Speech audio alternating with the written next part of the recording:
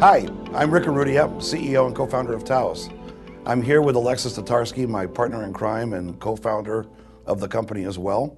And we're here today to talk a little bit about our 20 years in history and reflect on some of the fun and challenges and experiences that we've gained over that time. What I remember is the day that you left Apple to join me and start Taos. Was a couple of hours later, you got a call from your wife saying she was pregnant with your third child and you needed to have a reliable income, and maybe this wasn't such a good idea after all. But it was too late. But the other date was, you remember you were on your way to your very first industry event related to Taos, and I was literally making my very first sales call on behalf of Taos when the Loma Prieta earthquake struck in October of 1989. Yep. And it literally interrupted my very first sales call and probably is associated with my fear of sales calls ever since. And it canceled my event for sure. So. Anyway, so we got this launched. Yeah. By January, we had our first person on assignment doing Unix QA. And basically the idea was to provide a company where strong techies like ourselves could work dealing with their peers rather than some salesy agent, and somebody who really understood not only what our technical and personal skills were and how to support us on assignment, but also really understood the clients really well, understood what the assignments were all about, and could be very credible with the client in presenting us and marketing us to the client, which is something that we found in our experience at Apple and hiring a lot of contractors that people's representatives weren't able to do, and that was really a unique core competency for us. We were an instant hit, and by April, I think we actually wrote ourselves our first paycheck, and we were actually, my wife was now 6 months pregnant and feeling a little bit better about the fact that I had left Apple.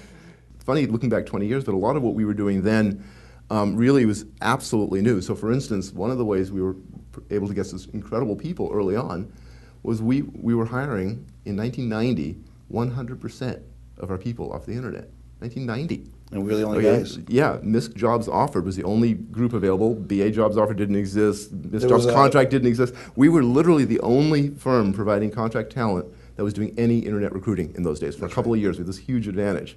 We were a little naive then, maybe, but I don't think we really understood how deep the recession of 1990 was. But I think we lucked out in that we started Taos during some pretty rough times, and perhaps unbeknownst to us, and because we were starting from a relatively greenfield base, we were able to quickly have some wins. And then when the recession began to recover, fast forwarding maybe to 1992, 1993, before you knew it, our reputation as these two guys that were word of mouth, just making things happen at companies like Sun and Silicon Graphics, we woke up one day with 150 consultants on assignment, on billing. At any given time in the Valley here, there's somebody who's really, really just booming. These days it's Google and Apple and similar companies. I remember a long time ago, Sun Microsystems was that company. Before that, it was Silicon Graphics, both of whom were really, really big customers of ours in that day. In the early 90s, Sun just couldn't keep up with their demand. They were hiring left and right. They were building new buildings. They were rolling out new technologies. And one of the things that I remember that was really cool was during that time, for one, they went from something called Sun OS to Solaris. And they had to upgrade thousands of desktops to the new operating system. And they turned to us. We were a pretty small and young company that time, but we had the credibility that they turned to us and they had us do the majority of that work for them all over their entire Bay Area campuses. It was ironic in that we were teaching the IT folks at Sun Solaris because they were still very much Sonos 4.3 individuals. And also we had a training division at the time. And I don't know if you remember, but we had a lot of opportunity to help these guys develop the actual courseware that they then in turn used to teach not only their employees but their customer base on the new OS. I think we evolved it into being Taos, the systems network administration company, basically. Taos, the sysadmin company. We really leveraged that into the New York and Boston markets in an amazing way and became sort of the preferred provider of sysadmin services to the .coms. What was really ironic about it was we went there to diversify and to learn new businesses. Exactly. And what we found out was we were the darling of exactly the same kinds of people as we were the darling of here, minus the established high-tech base. Right? It was all the .com stuff. So when the nuclear winter hit in 2001, 2002, we found we really had to rethink our entire business model. Yeah. And that was actually, I think, really fundamentally what caused us to be as solid a company as we are today. We really needed to go out and understand better from our customers, directly what was important to them. Especially as they were in the midst of massive, layoffs and being forced by their bosses to look at global offshoring opportunities and that sort of thing. So we spent a lot of time in the early 2000 timeframe really focusing, shutting down the East Coast, focusing on the Bay Area once again, and going out and really listening to our key customers. Because there are a lot of things that we do uniquely well. We're phenomenally good at hiring people, and there are various components of that. Our interview process is amazing, our staff management is amazing in understanding people. But the other aspect to that is that we're incredibly well connected around the Valley. We've been doing this for 20 years. We have thousands and thousands of people who we've worked with over the years who we know and who have an ongoing career relationship with Taos. Yeah. One of the lessons, I think, from doing this for 20 years is that recessions come and go. Some companies thrive, others don't. Taos, by sticking to its core values, to its business model, and the inherent flexibility in who we are, has really proved that we're able to adapt to whatever's going on out there.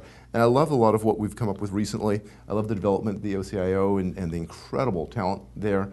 I love the development of Boise. And I also think that we've become, and we've really kind of evolved and long-term been, an essential element of the fabric of this valley, of the careers of so many of the leading IT people in this valley, of the CIOs, of the next level people, and a lot of the technical talent, that we could really go anywhere from here. But we're a phenomenal resource, and we're going to leverage that by sticking true to our value. If I just look back at the 20 years and the progress that technology itself has made, and the proliferation of that technology, not just in the workplace, but at the end user level, worldwide, I can't even begin to fathom, what some of the new products that the very same folks that we support in the Valley are going to create.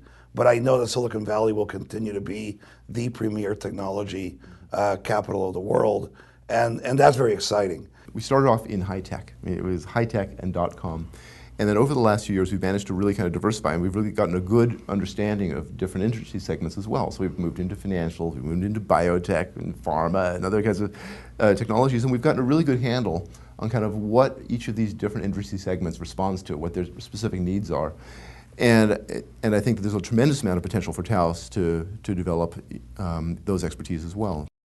So it's been great talking to all of you today. It's been a great 20 years, and Lex, I don't know, I look forward to another 20. Let's do this every 5. Every 5? Yeah. Okay, so we'll talk to our assistant Sarah afterwards and schedule 5 make minutes sure on YouTube 5 years from now. We schedule 5 minutes on YouTube or the next YouTube 5 years from now.